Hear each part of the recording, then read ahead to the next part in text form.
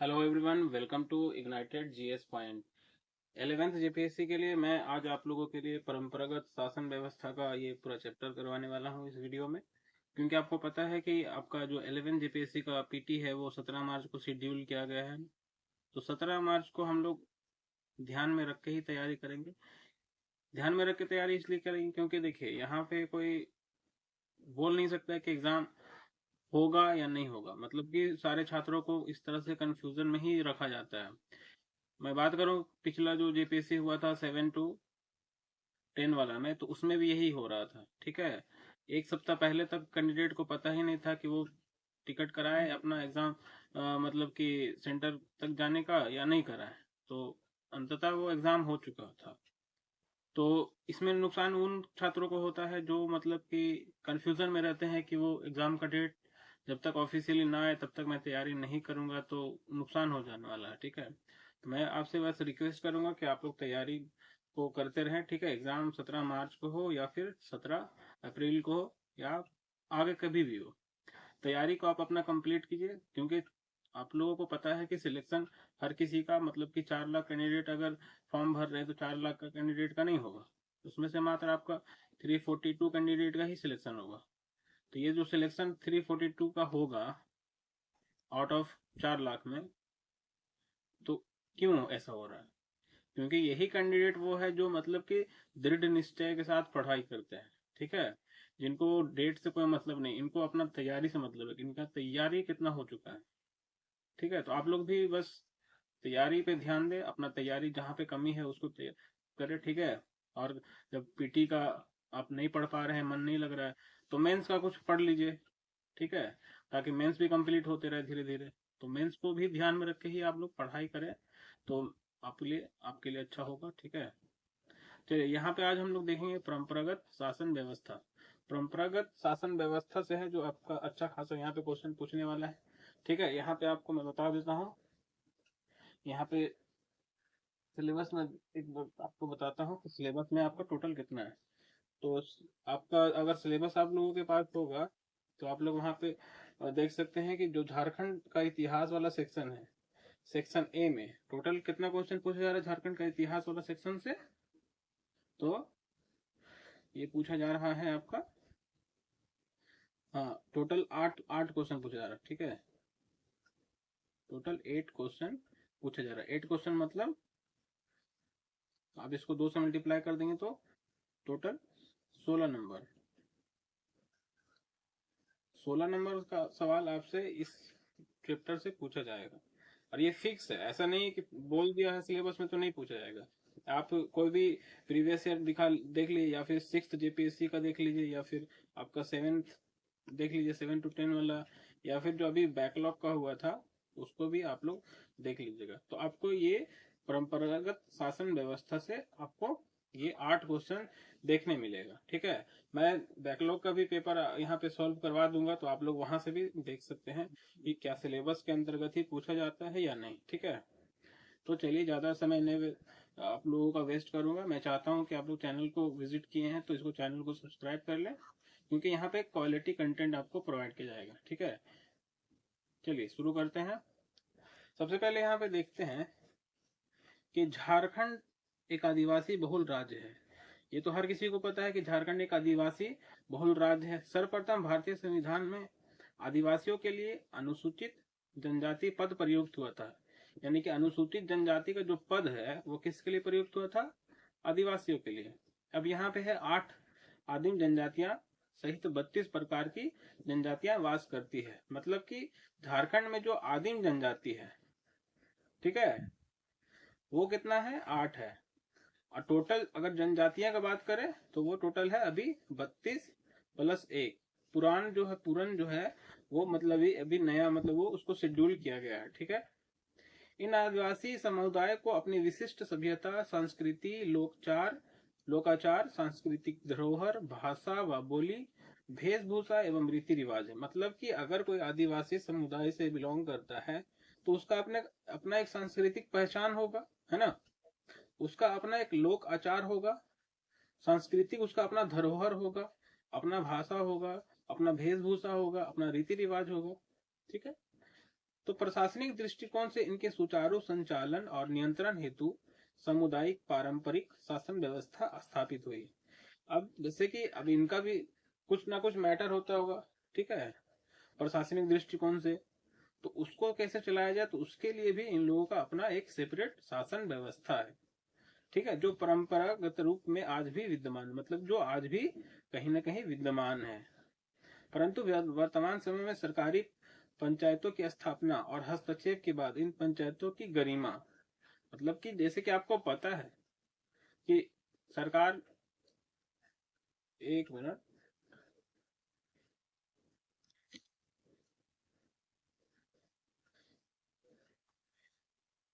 तो जैसे कि आप लोगों को पता है कि मतलब कि अब इनको अपना, जैसे कि अभी हम भारत के संविधान में आपका 73वां जो संविधान संशोधन हुआ था, ठीक है, 73वां संविधान संशोधन हुआ था, तो इसमें क्या था, पंचायती राज को मतलब कि अधिनियमित किया गया था, है ना।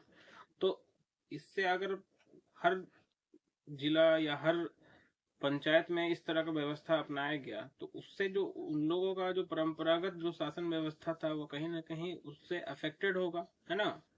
तो यहाँ पे वही चीज बताया जा रहा है, ठीक है, कि यहाँ पे इन पंचायतों की गरिमा, लोकप्रियता और अधिकारों में ह्रास के साथ इनका प्रभाव क्षीण होता जा रहा है। अब पंचायती राज सिस्टम जब से लागू किया गया है, तब से इनका लोकप्रियता या अधिकार जो है इनका जो अपना पहले से था, वो कहीं ना कहीं उसमें कमी आया है, ठीक है। अब हम लोग यहाँ पे विभिन्न शासन व्यवस्था को ध्यान से देखेंगे, ठीक है। सबसे पहले देखेंगे मुंडा शासन व्यवस्था, ठीक है, मुंडा शासन व्यवस्था। मुंडा शासन जो है, मुंडा जनजाति के ग्राम प्रधान को मुंडा कहा जाता है, यानी कि मुंडा जनजाति का जो ग्राम प्रधान होगा उसको क्या कहा जाएगा, मुंडा कहा जाएगा, ठीक है।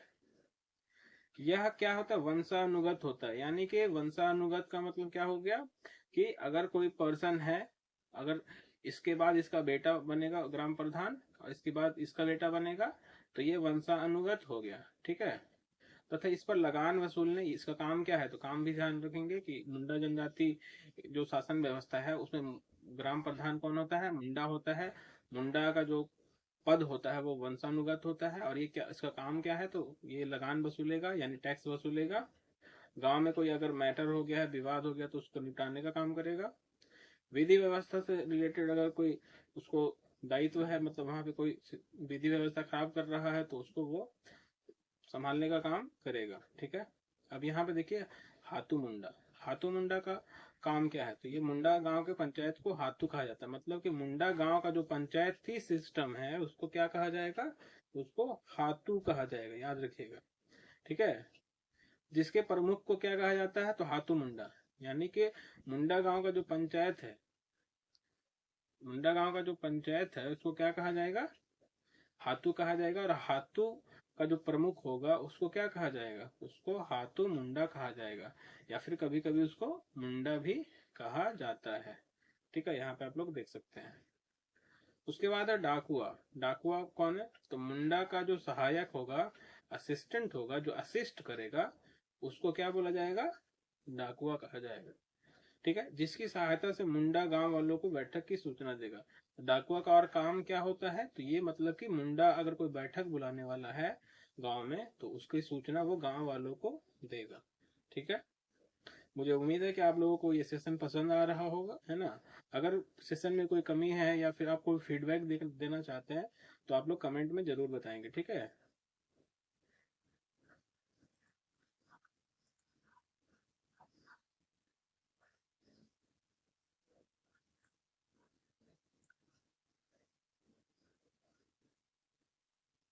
उसके बाद हम लोग देते हैं पढ़ा। पढ़ा कौन होता है, तो पढ़ा जो है वो, पढ़ा मतलब क्या होता है, देखिए यहाँ पे 15 से 20 मुंडा गांव या पंचायतों को मिलाकर जो ग्रुप बनता है उसको क्या बोला जाता है, पढ़ा बोला जाता है। यानी कि अगर गांव को हम लोग ग्रुप बोलते हैं, जैसे कि एक मिनट, गांव का जैसे ग्रुप है, ठीक है, बहुत सारा गांव है, तो 15 से 20 गांव का एक ग्रुप बना है, और उस गांव का जो ग्रुप है उसको हम लोग क्या बोल देंगे, उसको बोलेंगे पढ़ा, ठीक है, पढ़ा कहते हैं।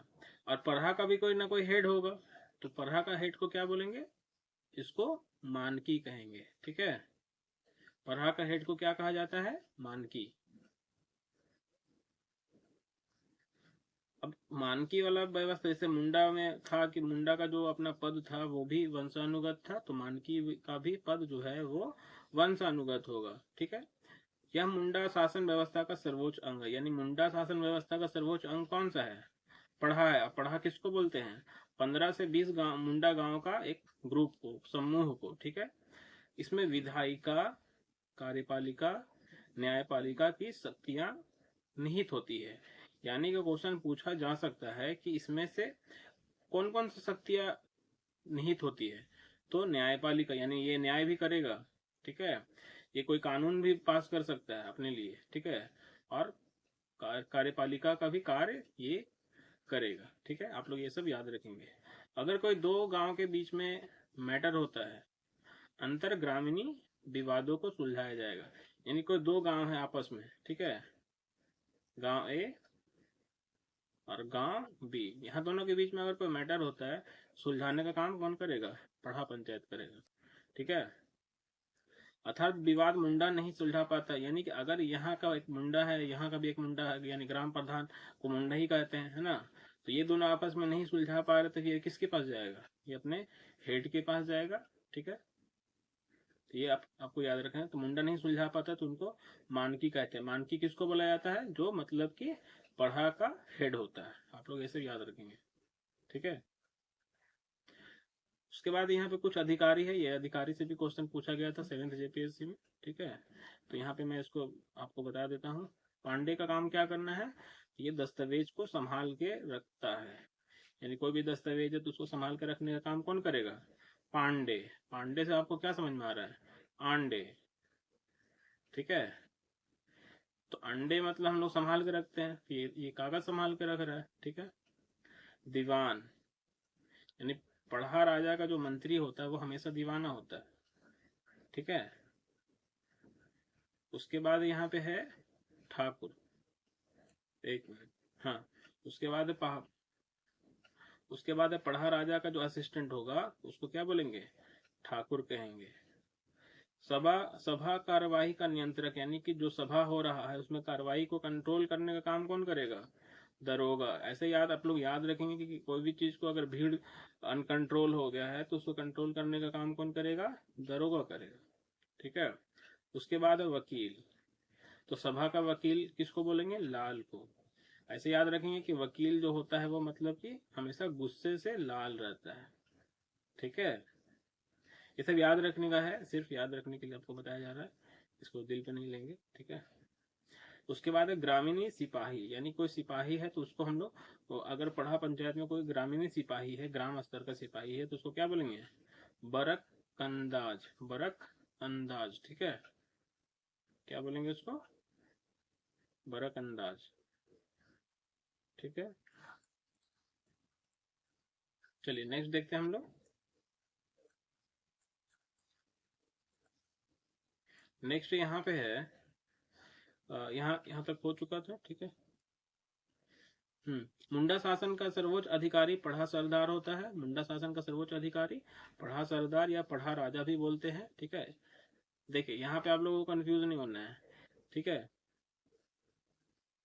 मुंडा शासन का सर्वोच्च अधिकारी ये है, पढ़ा का प्रमुख मानकी होता है। ठीक है, और सर्वोच्च अधिकारी पढ़ा सरदार या पढ़ा राजा होता है, जो चुनाव के माध्यम से, ये बहुत इंपॉर्टेंट चीज है कि ये जो है ना वंशानुगत पद नहीं है, ये चुनाव के माध्यम से इसका नियुक्ति होता है। ठीक है, अब जो नियुक्ति होगा तो इसमें कुछ अधिकारी भी होगा। अधिकारी का नाम याद रखेंगे, कोतवार।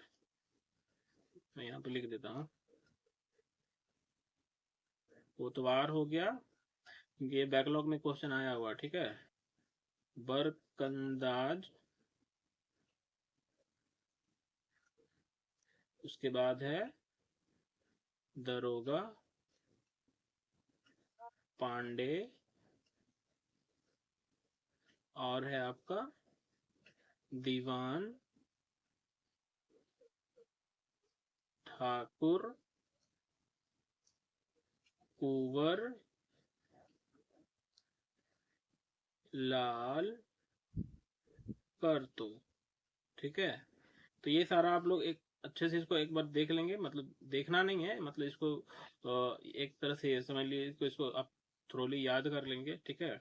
कोतवार हो गया, बरकंदाज हो गया, दरोगा हो गया, पांडे हो गया। इस पांडे का काम क्या था? दस्तावेज को संभाल के रखना। दीवान का काम क्या था? राजा का सहायक मंत्री था वो। ठीक है। ठाकुर का काम क्या था? तो ठाकुर ये भी असिस्टेंट होता है। दरोगा कंट्रोल करता है सभा को। बरकंदाज क्या करता है? तो ग्रामीण का सिपाही होता है, गाँव का सिपाही होता है। ठीक है। लाल कौन था? तो लाल तो आपका वकील हो जाएगा। तो ये सब मैं ऊपर में यहाँ पे बता चुका हूँ। ठीक है। चलिए, उसके बाद है पाहन या पनभरा। पाहन या पनभरा ये कौन होता है? तो पाहन जो है गांव का धार्मिक प्रधान होता है, यानी गांव का जो भी धर्म से रिलेटेड जो क्रियाकलाप होगा उसको करने का काम कौन करेगा? पाहन या पनभरा। ठीक है। वह धार्मिक आयोजनों तथा गांव की शांति और तरक्की के लिए पूजा पाठ और बलि चढ़ाने का दायित्व निभाता है। ठीक है। इसके सहायक को क्या बोला जाएगा? तो पाहन का जो सहायक होगा उसको पनभरा कहेंगे या फिर पुजारा भी कहा जाता है। पनभरा या फिर पुजारा भी कहा जाता है। अब आते हैं यहाँ पे इंपॉर्टेंट एक और चीज, फैक्ट यहाँ पे याद रखेंगे। डाली कटारी।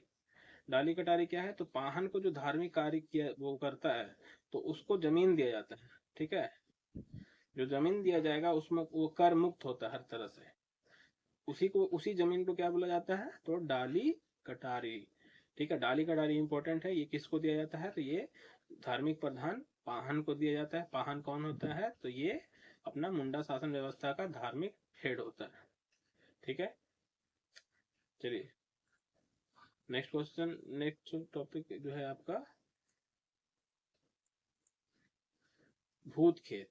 ठीक है। भूत खेत क्या है? भूत खेत भी आप लोग देख लीजिए यहाँ पे क्या है, ये भी क्वेश्चन आया हुआ है। मुंडा गांव को भूत प्रेत और उनके प्रकोप से बचाने के लिए पाहन द्वारा विशेष पूजा की जाती है। पाहन द्वारा विशेष पूजा की जाती है। अब विशेष पूजा करेंगे तो जाहिर सी बात है वो कुछ ना कुछ उनको देना पड़ेगा। तो जो देंगे, भूत भगाने के लिए ना दिए थे, तो भूत भगाने के लिए क्या देंगे? तो जो खेत देंगे उसको क्या बोलेंगे? भूत भगाने वाला खेतवा दिए लो हम। ठीक है। तो भूत खेत हो जाएगा उसको। पाहन इस भूमि से प्राप्त आय का उपयोग किस लिए करता है? तो भूत प्रेत की पूजा आदि में खर्च करता है। तो भूत खेत किसको दिया जाता है? पाहन को दिया जाएगा। क्यों दिया जाएगा? क्योंकि वो भूत को मतलब भूत से उसको गांव को बचाने के लिए। ठीक है। उसके बाद अखड़ा। अखड़ा क्या है? तो मुंडा गांव में पंचायतों की बैठकी, जहाँ पे बैठकी होती है मुंडा गांव का, ठीक है, उसको क्या बोला जाएगा? अखड़ा। ऐसे आप याद रखने के लिए अखाड़ा आप लोग तो सुने ही होंगे, जहाँ पे कुश्ती होता है। ठीक है। तो ये अखाड़ा अलग है और ये अखड़ा अलग है। ये भी एक मतलब कि सामुदायिक भवन, आप लोग जानते होंगे, सामुदायिक भवन टाइप का होता है। ठीक है। जहाँ पे कोई भी मैटर हो गया, पंचायती करना है या फिर कोई त्योहार करना है तो वो सारा वहीं पे आयोजित किया जाता है। जबकि अखाड़ा में क्या होता है? कुश्ती होता है। ठीक है। उसके बाद है यहाँ पे मानकी। तो मानकी कौन था? तो पढ़ा पंचायत प्रधान का प्रधान होता है। पढ़ा पंचायत का प्रधान होता है जिसका पद वंशानुगत होता है। ठीक है। ये ऊपर में भी हो चुका था ये वाला। महतो का काम क्या है? तो यह सामान्यतः पाहन का सहायक होता है। पाहन का सहायक महतो होता है। ठीक है। और पाहन कौन था? धार्मिक प्रधान था ना। तो महतो का काम क्या है? तो महतो क्या करता है? तो धर्म से रिलेटेड कोई पूजा पाठ होने वाला है तो गांव गांव तक पहुंचाने का काम महतो का रहेगा। ठीक है। तो यहाँ पर पढ़ा पंचायत आपका समाप्त होता है। मुझे उम्मीद है कि आप लोगों को ये टॉपिक अच्छा लगा होगा। इसको मैं कंटिन्यू करूंगा। आप लोग कमेंट करके बताएं कि आप लोगों को पसंद आया या नहीं। पसंद अगर नहीं आया तो भी कमेंट करेंगे कि हाँ इसमें क्या प्रॉब्लम है, क्या दिक्कत है। और अगर पसंद आया तो वो भी आप कमेंट करेंगे ताकि मेरा मोटिवेशन बना रहे और मैं इस तरह का वीडियो आप लोगों को प्रोवाइड करता रहूँ। Thank you for watching United Way. ठीक है।